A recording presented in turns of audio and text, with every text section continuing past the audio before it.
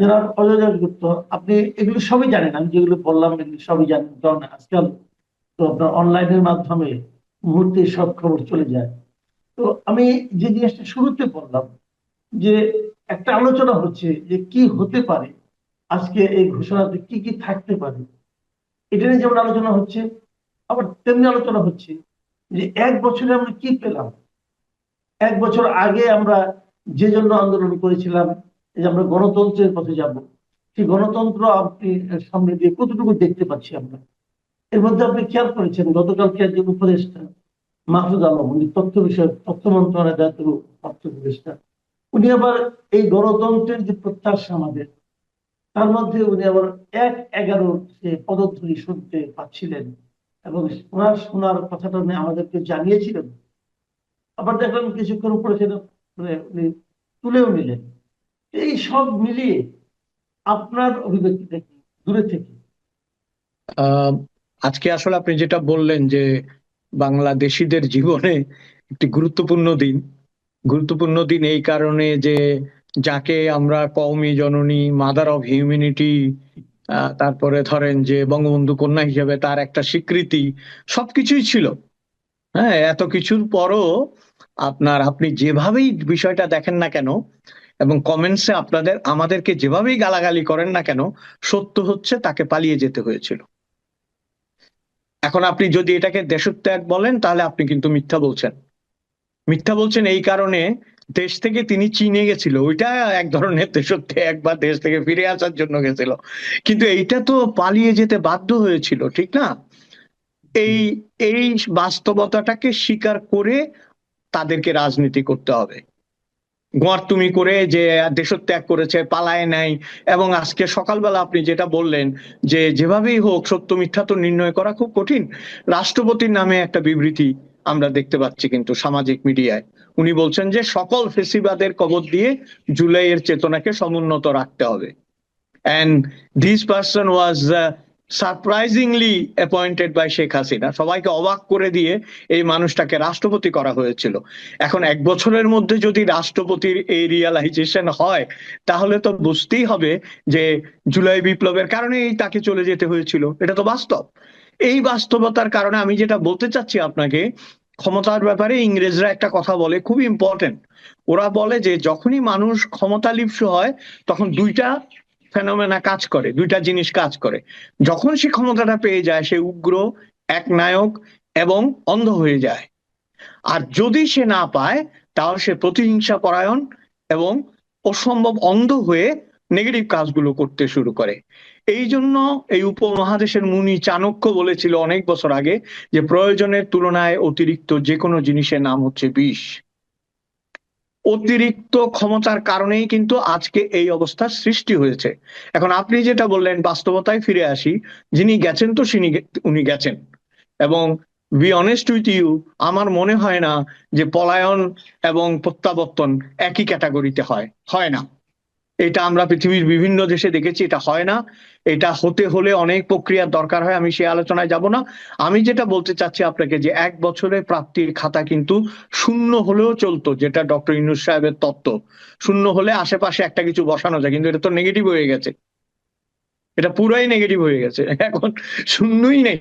কারণ আপনার দেখেন, এই যে বললেন আপনি মাহফুজ আলম নামে যে ইয়াং ম্যান, উনি যে বললেন যে 111-এর পদধ্বনি শুনতে পাচ্ছি, কিছুক্ষণ পরেই আপনার বিএনপির ব্যারিস্টার সালাউদ্দিন বলছেন যে এই মনে হয় এটা ডিলিট করবে 1 ঘন্টা পর, এবং ঠিকই ডিলিট করে দিয়েছে কিন্তু। হ্যাঁ, এখন এইখানে আমি আপনাকে একটা কথা একটু স্মরণ করিয়ে দিতে চাই। আপনি নিজেও জনকণ্ঠে ছিলেন, আমি জনকণ্ঠে 23 বছর ধরে কলাম লিখেছি। আমি ইন হাউসে না থাকলেও জনকণ্ঠের সাথে আমার সম্পর্ক অনেক গভীর ছিল, তোয়াব খানের আমল থেকে আজকে পর্যন্ত। 111-এর সময়ও কিন্তু জনকণ্ঠে হামলা হয়েছিল, আপনি এটা জানেন? হ্যাঁ, জানি। এবং তারা কিন্তু পত্রিকাগুলি ছাড়া বাকিগুলিতে তালা দিয়েছিল। তারা জানতে চেয়েছিল কোন কোন ফ্লোর থেকে পত্রিকা বের হয়। তোয়াব ভাই ছিলেন তখন, হ্যাঁ। তোয়াব ভাইকে ওরা রেসপেক্ট করে ওই ফ্লোর গুলি বাদ দিয়ে বাকিগুলি তালা দিয়েছিল। এখন উল্টা হয়ে গেছে, এখন পত্রিকাটা দখল হয়ে গেছে। খেয়াল করছেন আপনি? মিডিয়াটা দখল হয়ে গেছে, বাকিগুলির খবর নাই, মশার কয়েল জাহান্নামে যাক, বুঝছেন? কিন্তু পত্রিকাটা দখল হয়ে গেছে। এখন পত্রিকা যদি আপনার লাল আর কালোর জন্য দখল হয়, তাহলে 1 বছরে আমাদের প্রাপ্তি কি? তাহলে 1 বছরে মিডিয়ার প্রাপ্তি কি? কোনো একটা মিডিয়া, আপনি অবাক হবেন, এখন তো ধরেন আমরা আর কলাম লিখিও না, আর লিখলেও ছাপাবার মতো শক্তি সাহস বাংলাদেশের মানুষের নাই, এটা তো স্বীকার করতে হবে বাস্তবতা। তো প্রশ্ন হচ্ছে, গত এই সপ্তাহখানেক আগে বোধহয় বা 15 দিন আগে আমি একটা কলাম লিখেছিলাম, সারপ্রাইজিংলি চিঠিপত্র কলামের মতো ওটা নিচে দিয়ে লিখে দেওয়া হয়েছে, এই কলামের দায়িত্ব সম্পূর্ণ লেখকের।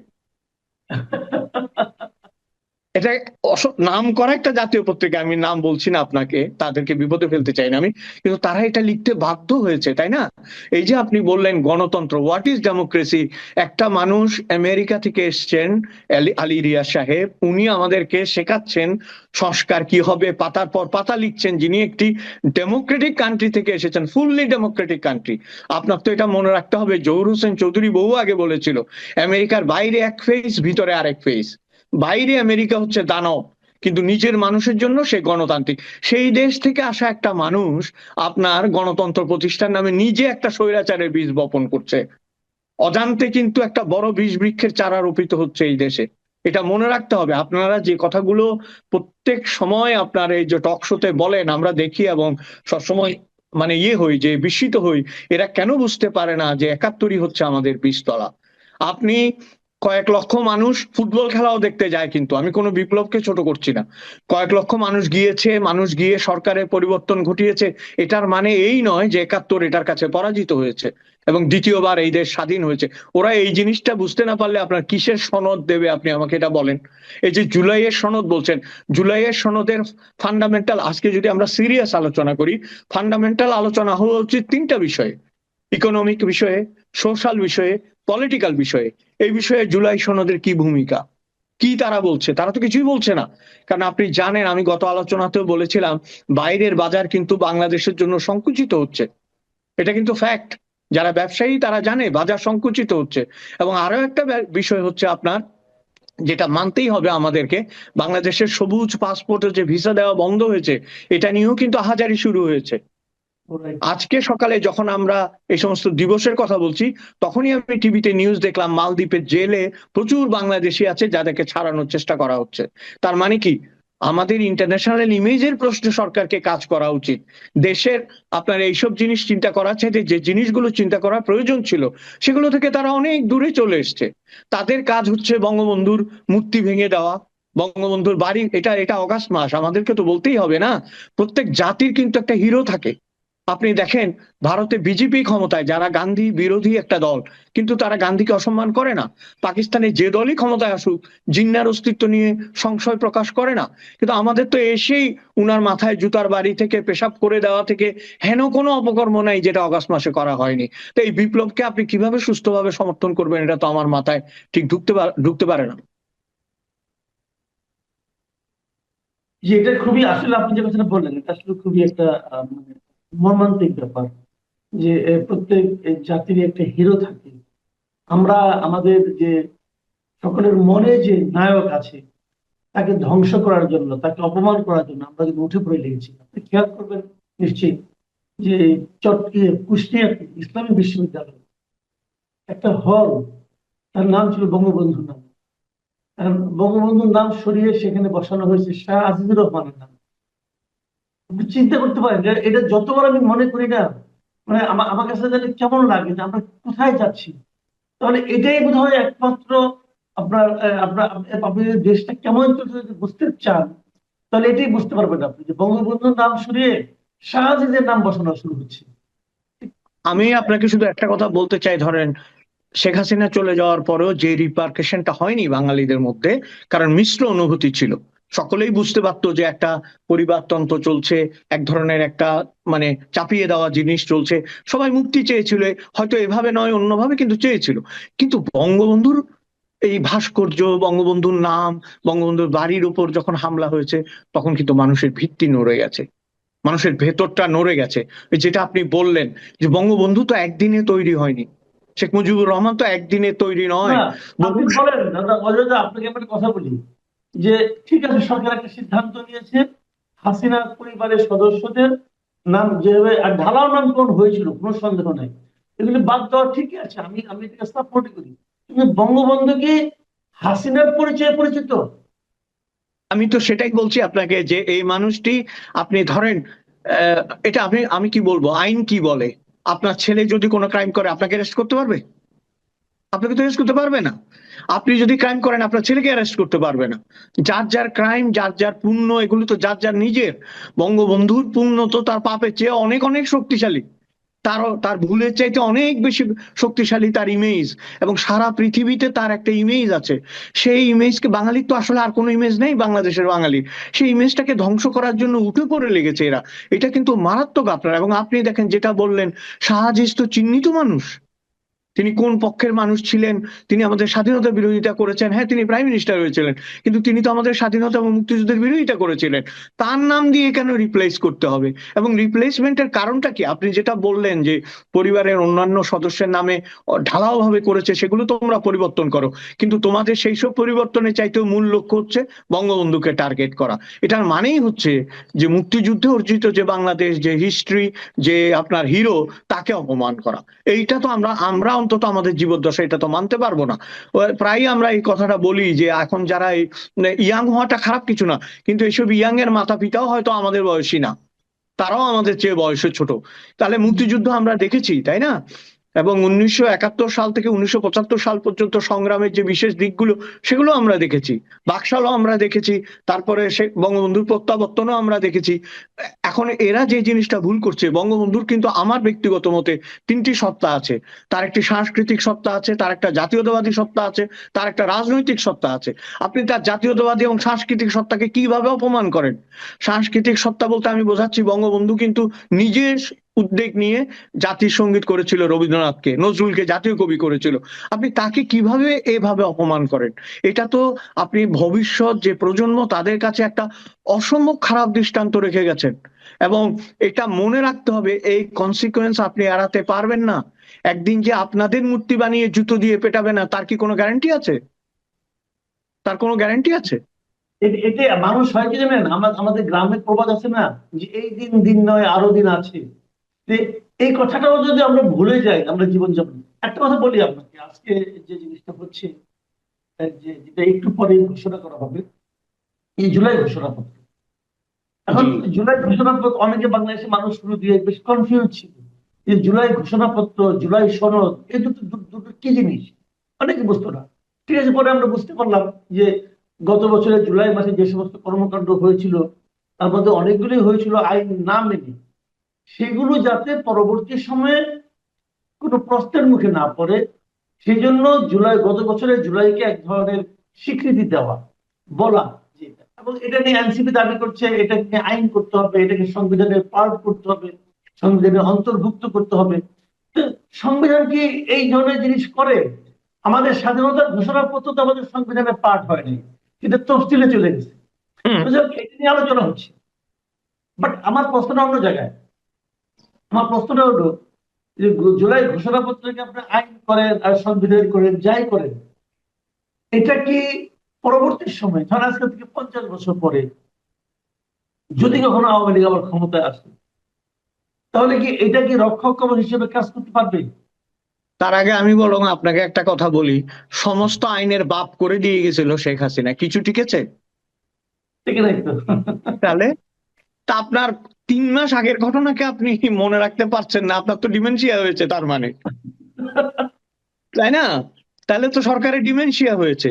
আপনি খেয়াল করেছেন রেজা কিবরিয়া কি বলেছে? খেয়াল করেছেন নিশ্চয়ই। রেজা হ্যাঁ, কিবরিয়া তো একটু অসংযত কথা উনি বলেন প্রায়। এবং একটু বেশি মেধাবী হলে একটু বেখেয়ালি, এবং আমার মনে হয় একটু অসংযত মেধাবী হলেও, এবং উনি ডিরেকশন বোঝেন না, আমার নানা সময় অসুবিধা, উল্টাপাল্টা কথা বলে বিতর্কিত হয়েছেন। কিন্তু উনি সেদিন একটা মারাত্মক কথা বলছেন। বলছে, আমি এটা অনেকদিন পরে এই শব্দটা শুনলাম, বলছে নিম্নজাত প্রাণী। নিম্নজাত প্রাণী আসিফ নজরুল থাকলে ফিউচার ইজ গন। উনি পরিষ্কার করে বলছে নিম্নজাত প্রাণী। তা আমি আপনাকে বলছি, আইন করে আপনি কি করবেন? আপনাদের বিষয়ে মানুষের কি কনসেপ্ট, মানুষের কথাবার্তা থেকেই তো বেরিয়ে আসছে। এবং আমি একটা কথা এখানে ক্লিয়ার করি মাসুদ ভাই, সেটা হচ্ছে জুলাই সনদ আসলে একটা জগা খিচুড়ি। জগা খিচুড়ি এই জন্য, দে আর নট ক্লিয়ার। এখানে রবীন্দ্রনাথকে কোট করতে হচ্ছে। রবীন্দ্রনাথ বলছিল যে যে যত জটিল তার সৃষ্টি তত জটিল। যে যতটা বুঝতে পারে না ততটাই জটিল করে ফেলে। আসলে ওরা ক্লিয়ার না ওরা কি বলতে চাচ্ছে। হ্যাঁ, ক্লিয়ার না বলে দেখবেন কিভাবে এটা রক্ষা করবেন আপনি। কথা হচ্ছে জুলাইতে একটা মার্চ আপরাইজিং হয়েছিল, ডেফিনেটলি একটা মার্চ আপরাইজিং হয়েছে, জনগণের একটা হয়েছে, লক্ষ লক্ষ লোক বেরিয়ে এসছে, গণভবনকে ঘেরাও করে ওখানে ঢুকে গেছে, এগুলি সবই সত্য। কিন্তু আপনি এগুলির বেসিসে দুই একটা পয়েন্টে আসতে পারতেন যে ফেসিজমকে আমি রোধ করব, যেটা বলছে অবশ্য ওরা, কিন্তু বললে কি হবে, তার কোনো কার্যকর কোনো পদক্ষেপ নাই আপনার।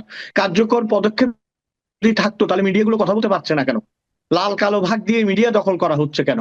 এবং আমি কার একটা স্ট্যাটাসে দেখলাম, ভালো বলেছে কিন্তু, বলছে এরপরে যদি প্রথম আলো এবং ডেইলি স্টারকেও হাউসকে যদি রেড করা হয় এবং আহ, আপনার কি বলে যে দখল করা হয়, দেন ইজ ফিনিশ। তার মানে মিডিয়া ফিনিশ। না, একটা ইন্টারেস্টিং বিষয় কিন্তু দেখেন, একটা মিডিয়া ভবন আপনি দখল করে দিলেন, জবরদখল করলেন। জি, তারা বলছে আমাদের চাকরিচ্যুত করছে, অমুক করছে, তমুক করছে। তো এখন ধরেন আমাকে একজন লোক মারলো, চোট থাপ্পড় মারলো, আমি আহত হয়েছি, দুঃখিত হয়েছি, আমি এর বিচার চাই। তো বিচার চাওয়ার জন্য আমি কার কাছে যাব? থানা পুলিশের কাছে যাব, অথবা আদালতে যাব। অবশ্যই। এখন আমি কি তার বাড়ি দখল করে ফেলবো? এই তো, এই যে আপনার, আপনি দেখতে পাচ্ছেন কি না আমার আছে? বিচারে ওরা কিন্তু একটার পর একটা অর্ডিনেন্স দিয়ে বিচার বিভাগকেই প্রশ্নের মুখোমুখি করে ফেলেছে। বুঝতে পারছেন, বিচার বিভাগ তো কাজ করতে পারছে না। আইন, শাসন, বিচার, এই তো তিনটা বিভাগ, তাই না? তো রাইট, আইন রাইট। বিভাগ তো অনেক আগেই লুটিয়ে পড়েছে, ওখানে তো ঢুকতেই পারছে না।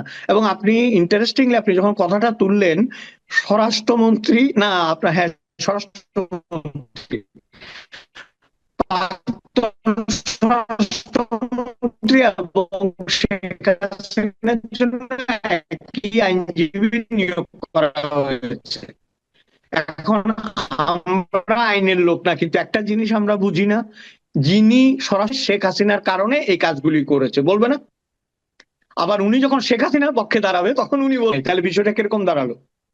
আপনি একজন আইনজীবীকে অ্যাপয়েন্টমেন্ট দিচ্ছেন ওনাদের দুইজনকে ডিফেন্ড করার জন্য। এইটাই তো প্রমাণ করছে যে আসলে ভিতরে কিছু নাই, ডিফেন্ডিং এর কিছু নাই, আসলে কোন রাস্তায় রাখছেন না আপনি। এগুলো তো ধরেন, এগুলো কথা বলবে একদিন, একদিন কিন্তু কথা বলবে। কারণ বাংলাদেশের ইতিহাস, আমি বারবার বলছি, একজন মানুষ উচ্চশিক্ষা কনসেপ্টে অনেক ঘাটতি থাকে। ওনারা মানুক আর নাই মানুক, ওনারা সোশ্যাল সায়েন্স এবং ফিলোসফিক্যাল অনেক বিষয়ে ওনাদের ঘাটতি আছে, কারণ ওনারা কনসেন্ট্রেট করে একটা একটা জায়গায়। এখন যারা অর্থনীতিতে কনসেন্ট্রেট করে বিদেশে অনেক নাম করেছে, কিন্তু নামেরও তো কোনো নমুনা পাই না। যেই দেশে যায় সেই দেশের সাথে বিজনেস ক্যান্সেল হয়ে যায়, তাহলে নামের কি মূল্য রইলো? ওই যে গান আছে না, নামের বড়াই করোনা কো, নাম দিয়ে কি হয়? নামের মাঝে পাবে না কো সবার পরিচয়। নামে তো কাজ হচ্ছে না। কাজ হলে আমরা বুঝতাম যে নাম ভারী, নামে শুধু ব্যক্তিগত কাজ হচ্ছে, কিন্তু সমাজ আর রাষ্ট্রের কাজ তো হচ্ছে না। এটা আচ্ছা, দুঃখজনক একটা এটা। একটা একটা প্রসঙ্গ, আমি যেহেতু মিডিয়ার কথা না আসলো, আমি আরেকটা প্রসঙ্গ নিয়ে ব্যাপারে কথা বলি। যে আপনি দেখেন যে এই জনকণ্ঠ নিয়ে যে ঘটনা ঘটলো, বাংলাদেশের আরো অনেক বড় বড় মিডিয়া আছে, তারা কিন্তু এই ব্যাপারে কোনো উচ্চবাচ্যই করছে না, তাদের ভূমিকাও বুঝতে পারছি না। এটা আপনাকে একটু অবাক করে না? অবাক না, আমাকে ক্ষুব্ধ এবং হতাশ করে। কারণ আপনার আগে যেটা হতো, যে কোনো বিষয় হলেই কিন্তু একটা জয়েন্ডার বেরোতো, সবাই মিলে সই করে একটা বিবৃতি দিত, একটা সভা হতো, এই হতো। কি এমন মানে জাদু মন্ত্র যে আছে? আমার কি মনে হয় জানেন, আমার যেটা মনে হয়, সকলে যার যার অস্তিত্বের জন্য সংকটে আছে। এক হচ্ছে ফিজিক্যাল অ্যাসালমেন্ট, শারীরিকভাবে লাঞ্ছিত হবে, মারামারি হবে, তারপরে ঢুকে দখল করে ফেলবে, এবং পুলিশ মিলিটারি এখানে কোনো কাজ করবে না। যেখানে, তার মানে কি, তার মানে ল এন্ড অর্ডার কাজ করছে না। এর চেয়ে বড় ব্যর্থতা তো আর কিছু হতেই পারে না। ল এন্ড অর্ডার যদি কাজ করতো, নিশ্চিতভাবেই প্রতিবাদ হতো এবং নিশ্চিতভাবেই মানুষ দাঁড়াতে পারতো। না দাঁড়াতে পার, কিন্তু আবারও বলছি, এই 2-3 মাস আগে থেকেও শিক্ষা নিচ্ছে না কিন্তু। মানে আপনার গত জুলাইয়ের 1 মাস আগেও কেউ ভাবে নাই যে এইভাবে প্রতিবাদ হতে পারে এবং এইভাবে আওয়ামী লীগের পতন হতে পারে, কিন্তু সেটা হয়েছে, হয়েছে। কাজে আবার যে অন্য একটা হবে না, আমি কিন্তু বলছি না যে আওয়ামী লীগ ফিরে আসবে। আওয়ামী লীগ তো ক্রমাগত ভাবে সাইবার দলে পরিণত হয়ে যাচ্ছে, কিন্তু মাঠে যারা আছে অন্য কেউ বিকল্প, তারা যে আসবে না তার কি কোনো গ্যারান্টি আছে? মানুষকে তো বাঁচতে হবে, তাই না? এবং জি, জি, এখানে জি। একটা কথা বলতে বাধ্য হচ্ছি আমি, বলা হয় যে দেয়ালে পিঠ ঠেকলে মানুষ রুখে দাঁড়ায়। এখন বাঙালির মুশকিল হচ্ছে আবেগে ওই দেয়ালটাও ভেঙে ফেলছে, এখন যতই পিছনে যায় আর দেয়াল নাই, দেখবেন বঙ্গোপসাগরে গিয়ে পড়বে, তারপর উঠে আসবে।